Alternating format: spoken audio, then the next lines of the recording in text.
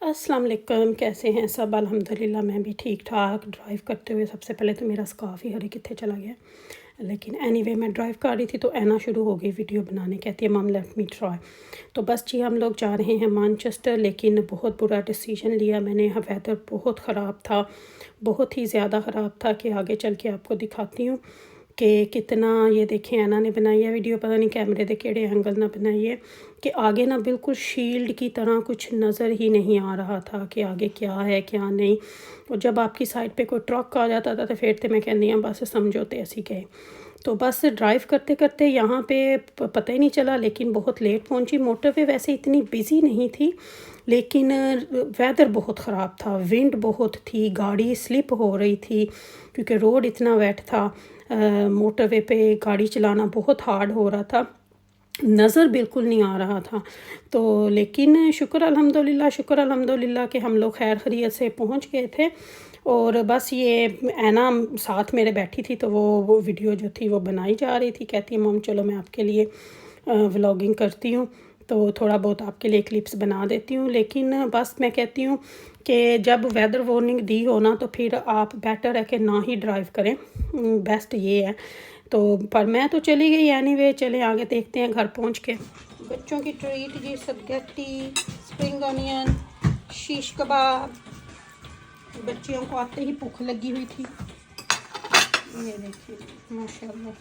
चलो तो चलें जी, अब हम लोग निकल चुके हैं वापस अपने घर की तरफ। रात को वैसे मैं ड्राइव करना लाइक नहीं करती, लेकिन अब 4-5 बजे इतना अंधेरा हो जाता है कि बंदा कहता है कि बस अब करें तो करें क्या।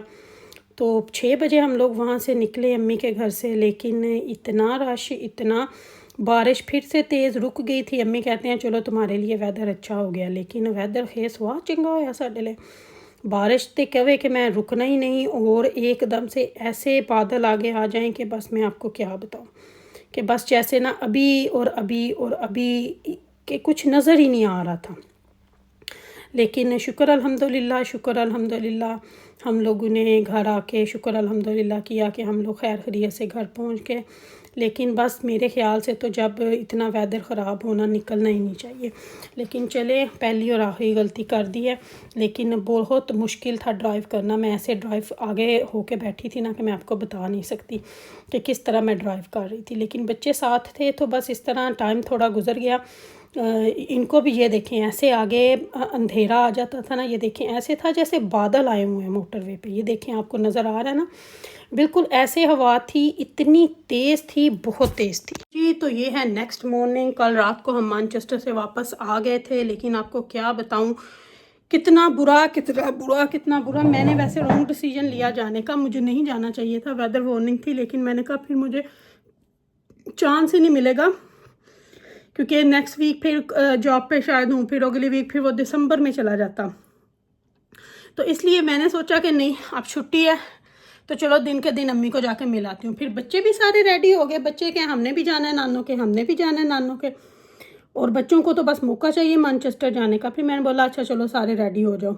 आमर घर पे थे, ईमान भी घर ही थी, तो मैं और 3 बच्चे माशाल्लाह से गए थे। लेकिन पहले तो यहाँ पे बर्मिंघम से ही जब 8:38 पे पहुँची तो इतनी ट्रैफिक मैं आपको बता नहीं सकती। एनीवे मोटरवे पे पहुँची हूँ तो आगे ऐसे जैसे शील्ड आ जाती है, इतना ख़तरनाक। अच्छा वहाँ पे फिर अब मम्मी भी कहे रह लो, भाई भी कहे, मैंने कहा नहीं मुझे वापस जाना है तो मुझे ना जाने दो। तो फिर बस रात को आई हूँ, अल्लाह अल्लाह करते करते नॉर्मली 1.5-2 घंटे में पहुँच जाती हूँ, लेकिन 45 मिनट ओवरली लेट वहाँ पे भी पहुँची और घर पे भी पहुँची। लेकिन शुक्र अल्हम्दुलिल्लाह सेफ जर्नी घर पहुँच गए। लेकिन मैं किसी को रेकमेंड नहीं करूँगी, अगर वेदर वार्निंग हो तो कभी ना जाओ, और आगे से मैं भी कभी नहीं निकलूँगी। अगर आपको उन्होंने वेदर वार्निंग दी है तो घर ही बैठो, आराम सुकून ना वेदर ਨੂੰ इंजॉय करो। लेकिन घर में आपको इतना नहीं फील होता, लेकिन जब आप खुले रोड मोटरवे पे होते हो ना तो फिर हवा गाड़ी आपकी ऐसे ऐसे डोलती है। मैं जब 70 से ऊपर स्पीड करती थी तो मेरी गाड़ी ऐसे ऐसे डोलती यानी स्लिप होती थी, लेकिन मेरी गाड़ी में अल्हम्दुलिल्लाह खुद ही, क्योंकि नई गाड़ी है तो खुद ही ऑटो, तो वो कंट्रोल करती थी गाड़ी खुद ही को। लेकिन हवा इतनी तेज़ थी कि मैं आपको बता नहीं सक रही थी। लेकिन एहतियात करें, ट्राई करें ना ही जाएं इतने ख़राब वेदर में। तो मेरा तो बैड एक्सपीरियंस रहा है। तो बस अभी आई थी, उठे हैं, नाश्ता वगैरह किया है, तो मैंने कहा चले मैं ना जो कपड़े कुछ 2-4 जोड़े पहले के पड़े हुए थे धोने वाले, कुछ मैनचेस्टर से आए तो वो धोने वाले थे, तो मैंने कहा चलें इनको आज धो के तो डाल दूँ। बारिश तो आज भी हो रही है लेकिन धूप भी खिली खिली है। बाहर तो कपड़े विंटर में बिल्कुल नहीं डाले जाते क्योंकि अकड़ जाते हैं। मशीन में जो कपड़े धुले जाते हैं वो सीधे ड्रायर में जाते हैं, लेकिन मैं अपने कपड़े हमेशा हाथ से धोती हूँ। इतने महंगे लिए होते हैं, मैंने उनको ख़राब नहीं करना होता, तो मैंने सारे अपने कपड़े हाथ से धोए हैं। पता नहीं 4 सूट थे कि 5 सूट थे, जितने भी थे, एक आमर का कुर्ता और कमीज़ भी, ट्राउज़र भी था, वो भी हाथ से धोने वाले थे। वो सारे धो के मैं आपको दिखाती हूँ कि मैं इनको घर में कैसे सुखाती हूँ, क्योंकि मैं ड्रायर में नहीं डालती। मैंने अपने कपड़े ख़राब तो नहीं होते, लेकिन वो फिर ना मुझे दिली तसल्ली नहीं होती।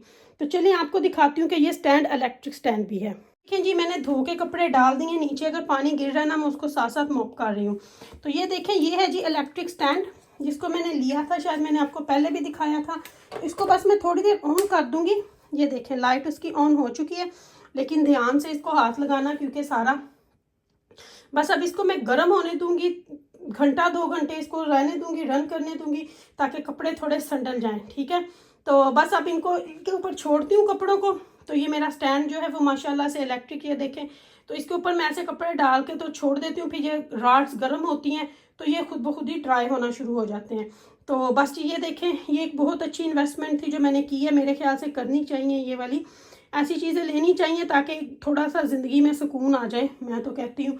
अब बाहर तो देखें इतनी ठंड, इतनी गिल में कहाँ कपड़े जाएंगे। समर में तो बाहर डाल देते हैं, विंटर में तो मैं बिल्कुल भी नहीं डालती। तो बस ये देखें, पता नहीं कितने जोड़े थे, 2 3 4 5 6 7 8 9 10 जोड़े थे। सर्दियों में कपड़े धोने पे भी बड़ा अजीब बंदे को डर लगता है। तो ये बस मैंने अब सारे धो के इधर डाल दिए, तो बस अब इनको ड्राई होने देते हैं। तो ये मैंने लिया था, ये मेरे ख्याल से आपको होम बार्गेन से भी मिल जाएगा लेकिन मैंने लिया था, हम लोगों को ये 2 साल हो गए हमने लिया था फार्म फूड से। तो हम ग्रोसरी करने गए थे तो वहाँ पे लगा हुआ था, तो फिर आमर ने बोला कि ये ले लो, ये अच्छी चीज़ है।